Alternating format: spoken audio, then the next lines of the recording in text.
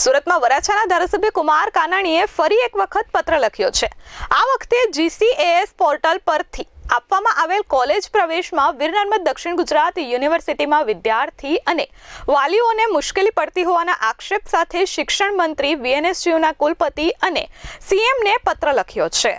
વરાછાના ધારાસભ્ય કુમાર કાનાણીએ રજૂઆત કરતા જણાવ્યું હતું, શૈક્ષણિક વર્ષ 2024-25માં GCAS પોર્ટલ પરથી સમગ્ર રાજ્યમાં સેન્ટ્રલી પ્રવેશ પ્રક્રિયા ગોઠવવામાં આવી છે, જેમાં ખાનગી કોલેજો દ્વારા વિદ્યાર્થીઓને આડેધડ ઓફર લેટર મોકલી કોઈપણ પ્રકારના મેરિટ જાળવ્યા વગર પહેલા તે વહેલાના ધોરણે પ્રવેશ ફાળવવામાં આવી રહ્યા હોવાથી વિદ્યાર્થીઓને અન્યાય થઈ રહ્યો છે, જેમાં દક્ષિણ ગુજરાત યુનિવર્સિટીના તંત્રની ભૂમિકા શંકાના દાયરામાં હોવાના આક્ષેપ ધારાસભ્ય કુમાર કાનાણીએ કર્યા છે। ખાસ કરીને મેરિટમાં આવતા હોય તેવા વિદ્યાર્થીઓને સેલ્ફ ફાઇનાન્સમાં વહેલા તે પહેલાના ધોરણે પ્રવેશ મેળવી લેવા ઓફર લેટર અપાય છે। ઓફર લેટરમાં 10 દિવસનો ટાઈમ હોવા છતાં બીજા દિવસે તમામ પ્રક્રિયાઓના છેદ ઉડાડી પ્રવેશ ફાળવી દેવામાં આવતા હોય છે, અને જ્યારે વિદ્યાર્થીઓ યુનિવર્સિટીના તંત્ર પાસે રજૂઆત કરે છે ત્યારે GCAS પોર્ટલની મોનિટરિંગની કોઈ સિસ્ટમ ન હોવાની વાત કરી તંત્ર હાથ ઊંચા કરી લે છે। આ સમગ્ર પ્રક્રિયામાં સેલ્ફ ફાઇનાન્સ કોલેજો મોટો ફાયદો થાય તેવું આયોજન થતું હોવાના આક્ષેપો પણ આ પત્રમાં કરવામાં આવ્યા છે।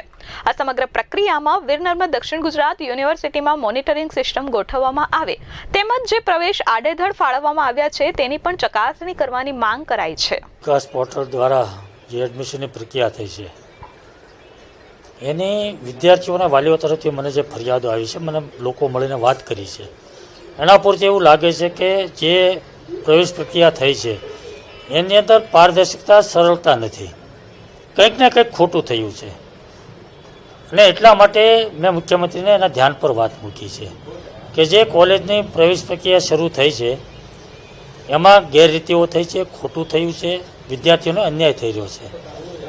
માનો કે એક કોલેજને 200 એડમિશન આપવાના છે, 200 સીટ છે, તો એમને 200 એડમિશન આપવાની વાત કરી છે, કેવી રીતે આપી, શું આપવું એની કોઈ સ્પષ્ટ વાત નથી।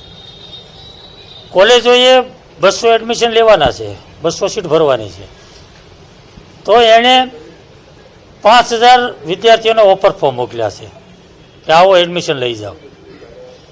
25 તારીખ સુધીમાં પ્રક્રિયા પૂરું કરવાની હતી, તો એણે વહેલા તે પહેલાં ધોરણે 2 દિવસમાં એડમિશન આપી દીધા।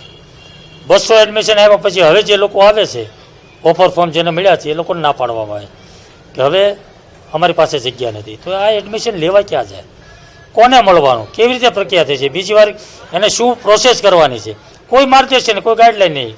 વિદ્યાર્થી, વાલી, કોલેજ, યુનિવર્સિટી ભટકે છે, કોઈ યોગ્ય માર્ગદર્શન નથી, ક્યાં જવું ખબર પડતી નહીં, લોકો ટેન્શનમાં છે, વિદ્યાર્થીઓ ટેન્શનમાં છે, અને એટલા માટે મેં મુખ્યમંત્રીને પત્ર લખ્યો છે કે જે પ્રક્રિયા શરૂ થઈ છે એ પ્રક્રિયામાં કંઈક ને કંઈક ખામીઓ છે, કંઈક ને કંઈક મુશ્કેલી ઊભી થઈ છે, તો એ દૂર થવી જોઈએ।